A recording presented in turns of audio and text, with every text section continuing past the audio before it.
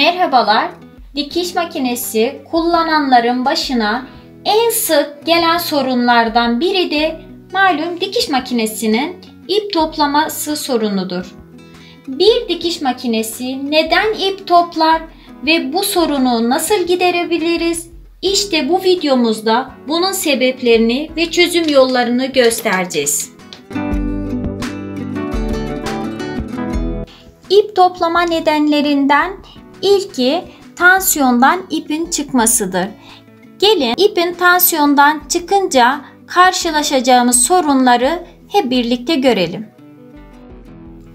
Bakın şu an tansiyondan ipimi geçirmiyorum ve diğer yerlerden geçiriyorum. Horozdan da geçirdim.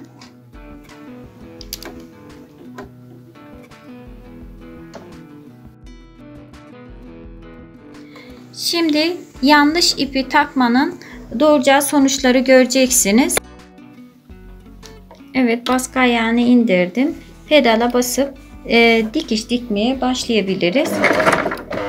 Fakat gördüğünüz gibi makinemde hemen bir sorun olduğunu söylüyor. Sesinden anlaşılabiliyor. Şimdi volamı kendime doğru çevirdim. Ve arka tarafa toplanan ipi hatta şöyle hemen çevireyim. Bakın bu tarafta hemen üst iplik bu şekilde toplanmış oldu. Devam etmiş olsaydım, pedala basıp devam etmiş olsaydım iğne kırılabilirdi ve daha fazla ip toplanabilirdi.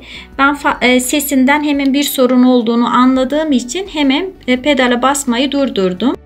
Peki bu sorunu nasıl giderebiliriz? Öncelikle buradaki ipleri temizleyeceğiz. Bakın üst iplikte sorun olduğunu görüyoruz. Çünkü üst iplik alta geçti. Eğer alt iplik üstte toplanmış olsaydı alt iplikte sorun olduğunu anlayacaktık. Hemen bu ipleri öncelikle bu şekilde kesiyorum ve bunları temizliyorum.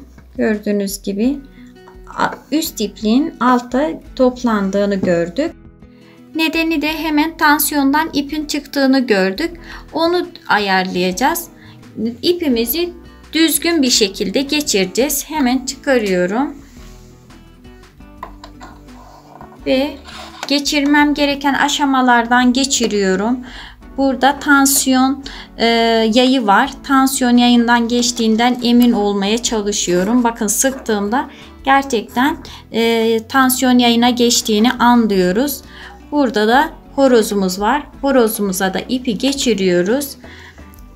Burada da iğnenin üzerinde hemen bir kelepçe gibi bir şey var. Kelepçeyi de geçiriyoruz.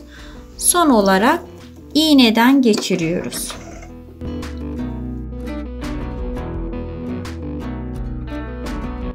Bakalım sorunu giderebildik mi? Pedala basıyorum.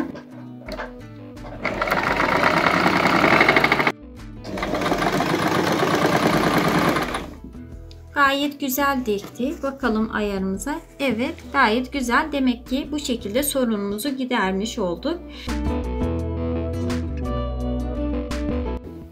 Şimdi size iplik toplamanın ikinci sebebini göstereceğim.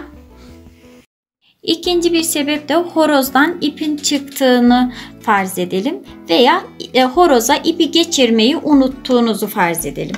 Ve ben de bu şekilde horoza ipi geçirmeden diğer yerlere ipimi geçiriyorum ve dikişe başlayacağım.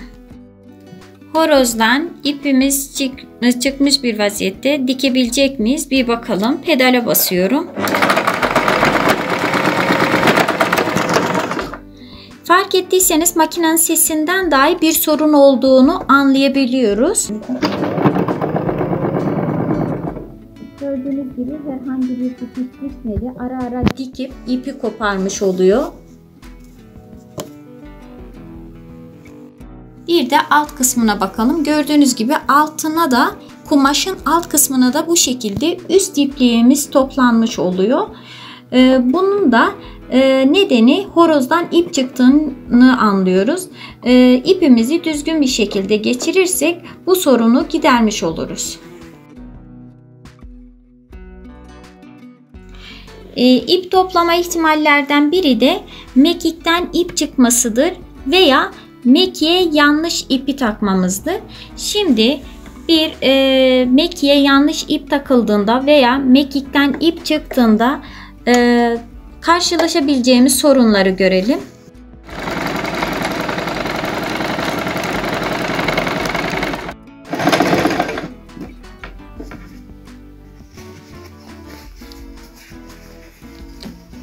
Evet, şöyle gördüğünüz gibi kumaşımın alt kısmında alttan gelen ipimin toplandığını görüyoruz.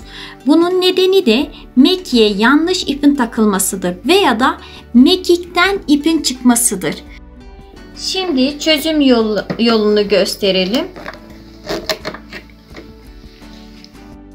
Hemen ilk başta mekiğimizi kontrol ediyoruz. Ve mekiğimizin yaprağından tutup çıkarıyoruz. Gördüğünüz gibi ipimiz mekiğin yuvasından çıkmış bir durumda. Bakın şuradaki yerden geçmediğinden dolayı bol geliyordu. Onun için altta ip toplandı. Hemen masuramı çıkarıyorum. Bakın yerine hemen yerleştiriyorum.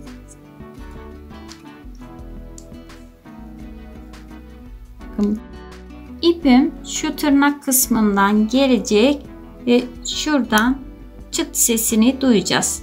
Şuradan geçince çıt sesi gelecek. Bakın bol gelmiyor artık. Şimdi mekiğimi çanoza yerleştiriyorum. Üst iplik ile alt ipliği yukarı çıkarıyoruz ve sorunun giderilip giderilmediğini bakacağız.